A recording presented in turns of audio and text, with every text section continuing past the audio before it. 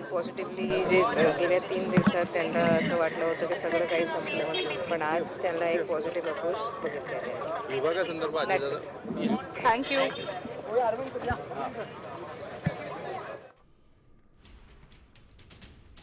बघा, राष्ट्रवादी काँग्रेसच्या मंत्र्यांचं एक मोठं विधान आहे.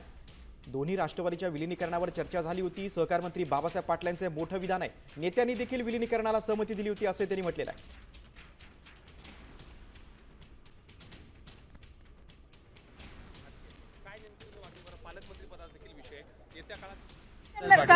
विलिनीकरणाच्या संदर्भात थोडीशी बोलणी झाली होती. पण याच्यातून एक स्पष्ट होतं की अजित पवारांचीच इच्छा होती की दोन्ही पक्ष एकत्र यावेत. सामान्य लोकांची कामं झाली पाहिजे, सामान्य लोकांना न्याय मिळाला पाहिजे.